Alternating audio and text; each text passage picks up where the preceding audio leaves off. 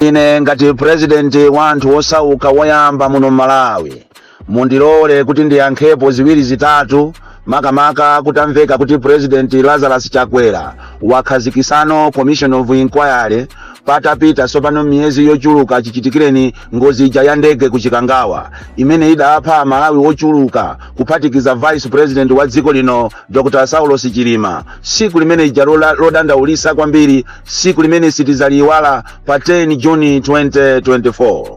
Ine ndikakhala osayankhapo pa nkhani imeneyi ndiye kuti ndialakwira Malawi makamaka amene ndimawayimirira. Nkhani ndionena kuti Amalawi ambiri ndi osakhutisidwa, sakukhutira mu mtima mwawo makamaka litatuluka ripoti la ku Germany limene silidatambasule bwinobwino. Iyi ni nkhani imene idadesa nkhawa, kuzesa nkhawa makamaka kwa akubanja, kwa azibale awo anthu amenewa, komanso Amalawi onse akufuna kwabwino kuphatikiza achipani cha UTM.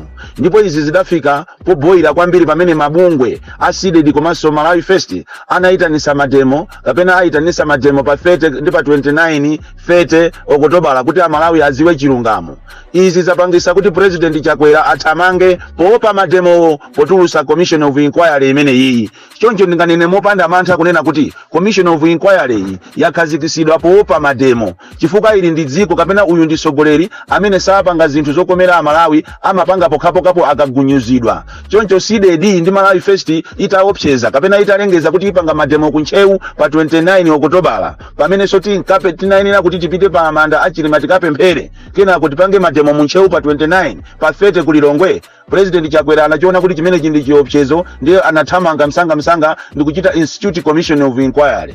Kodi Commission of Inquiry imene anthu amayifuna kuti ikhale yotani? Commission of Inquiry yitu anthu amayifuna kuti ikhale ya independent. Ndicho linga kuti chizeni zimene zidachitika kuti anthu akaluze miyoyo yawo, ndege ikagwe, anthu amwalire anthu ochuluka, even ulaka nakhala mmozi ziko beri kadadandaula. Anthu amafuna chimenezi chifukwa chani? Amafuna zimenezi chifukwa chonena kuti report limene lidachoka ku Germany silidakhutisidwe kwa Malawi. Amalawi sadalitenge. Choncho kunayenera kuti kukhazikisidwe independent Commission of Inquiry. Iziso akhoza kuvomereza akubanja ndi zimene amafuna.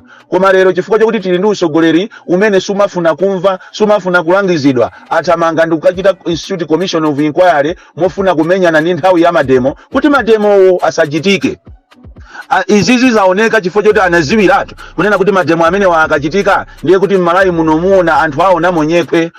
Inali nthawi yokuti ulamuliro onso mwina utherepopo pophatikiza ndi mkwiyo wa maliro, mkwiyo wa muliri wa mafuta. Chifukwa ku Malawi kuno kuli muliri wa mafuta, muzakaona mizere itali ma filling station muziwe kunena kuti kuli muliri wa mafuta, ndipo mukuyenera musamale kwambiri chifukwa zikuonesa ndi kuti zikolo silili pabwino. Choncho ineyo ngati president wa anthu osauka ndikufuna ndinene pano mopanda mantha komanso contradiction kunena kuti Commission of Inquiry iyi yabwera chifukwa choopa mademo. Otherwise kupanda seeded ndi Malawi First kunena kuti ifuna ipite pansewu iyitanise ya Malawi ndicho linga kunena kuti President Chakwera akhazikise Commission of Inquiry ndiye kuti zimene zisizikanachitika. Koma ndo mukandifusa ineyo mafuso komanso mafuso amene akuchokera kwa Malawi amukoza kuvomerezana nani kunena kuti Commission of Inquiry ili sili credible chifukwa anthu ankayembekezera kuti Commission of Inquiry maina ache akhalamo a independent. Anayenera kukhala maina anthu ochokera mbali zonse za ziko lino. 1 tinayenera kuti mene mukhale madokotala, mnayenera mukhale anthu a aviation, mukhale anthu akuame, mukhale anthu akubanja, mukhale ma politicians ngati aku opposition, mukhale anthu osiyana osakhala okhaokhawo osapota MCP. Chifukwa tunthawi zina timangoona kuti awa ndi abusa koma ubusa onso uli onama. Chikufuna kuti Amalawi akamazalandira marizasi a Commission of Inquiry imene iyi alese azakhutisidwe. Ndicho linga kuti mafuso amene ali ndi Amalawi azayankhidwe pa nthawiyo. So timafuna tikupempheni iniyo makamakaso amene mwaitanidwa, mwasankhidwa kuti mukhale mu Commission of Inquiry imene iyi, mukuyenera musamalise chifukwa Amalawi sopano asintha attention yawo akuichita move from Chakwera ndi anthu ena onse amboma kupita kwa inuyo. You need to be people of integrity. Chifukwa nthawi yanu yoononga maina anu kapena kukonza maina anu nthawi yache ndi imeneyi. So we expect you kuti mukagwire ntchito imene iti ikakomere ya Malawi. Koma mukapitirako kumene kokoma kobiri, komanso mukapitira kumene kuti mukaphanyeko chilungamo, mukachibise chilungamo, mkwiyo wa Malawi ndiye na wonse amene anamwalira uzabwera pa inuyo. Mukuyenera mukhale very careful. Kwa ineyo mukandifusa ndikoza kukuuzani kuti it is not enough. Muli ma gray areas ambiri. Ndipo zimene zizi olokolumbirako sikunayeneranso kukhalanso kuuje ndi ku State House here. Kolumbirako kunayenera mukayenera kukhala ku parliament anthu akalumbire ku parliament chifukwa iniyo mwaonesa kuti anthu sakukufunani mukuti mutenge nawo sombali mu commission of inquiry imene iyi ngakhale kuti malamulo amakulola ni inuyo act ya parliament ya 2014 ikukulola ni inuyo kuti ikukupasani mphamvu zokhazikitsa commission of inquiry komabe Malawi alibe nani chikhulupiriro a president izizi ndeti zinena mosaopa so ya koma muona mtima mwa chilungamo kunena kuti Malawi ambiri sanafune kuti inuyo mukhale nawo so part of this. Therefore, there is no need kuti anthu amene ati akalumbirewo azikalumbira so ku state house. Iyi ndiye kuti pamene popo zinthu zikulakwika. Choncho ngati commission of inquiry imene iyi mulibemo akubanja, mulibemo madokotala awo, mulibemo maloya awo, kwa ineyo ndikuona ngati tizapitirirabe kukhala ndi mafunso.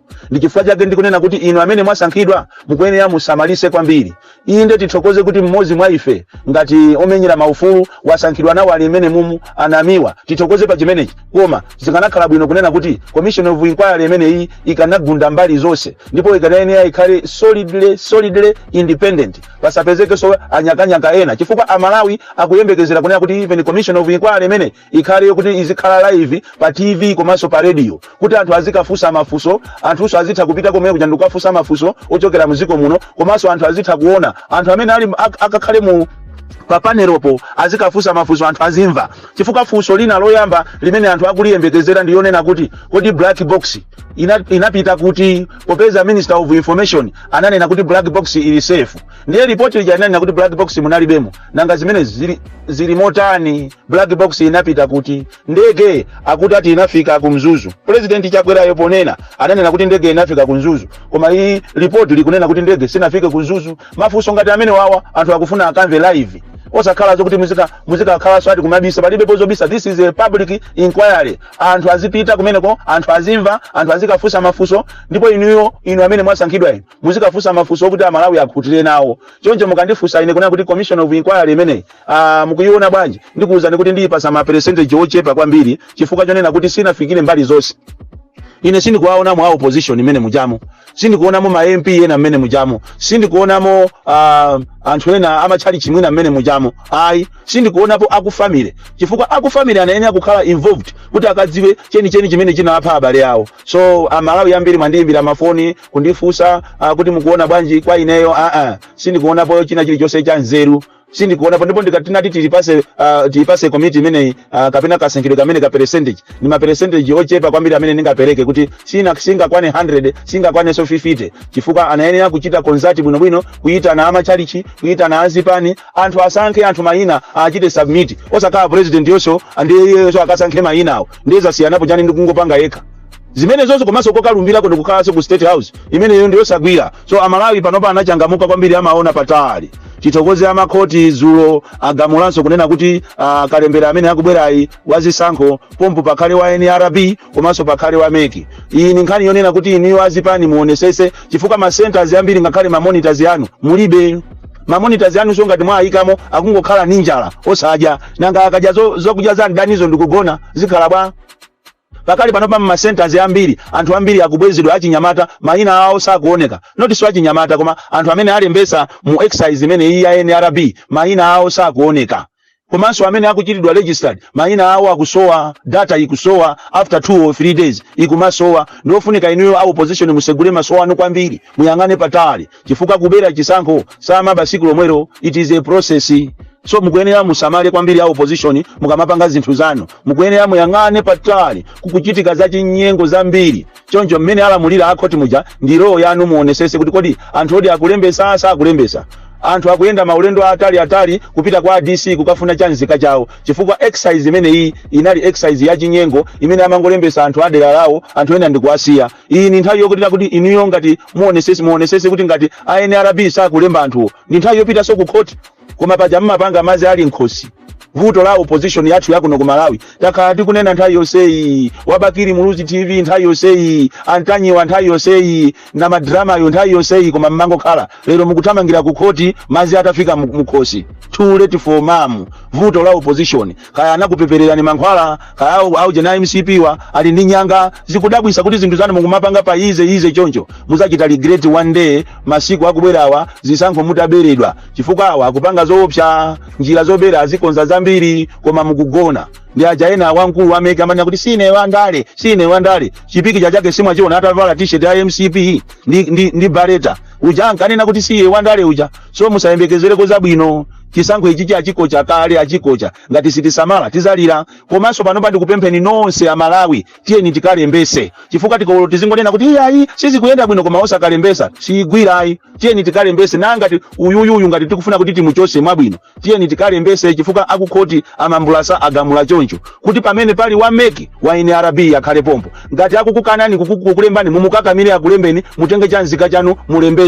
Iyayi pitani mukachite report ku polisi kuti wa NRB uyo akukana kutani kutilembesa. Komanso to musango achita blame anthu mualipire, chifukwa pakana lero li allowance ya anthu ali kuchire akugona kuchire sakuja alibe zakudya allowance simu kualipira. Ndizi mukufuna kuti ndalama zina muzigawana amakamaka ku polisi kuti muzikapangira Christmas. Anthu oyipa inu afiti inu asatanic inu mulibe chisoni ndi anzanu. Bon Kalindo the DC mwana woopsa kwambiri, the most deadly and dangerous child from Jeza village tia Mabuka box 76 Mulanje Malawi Southern Africa.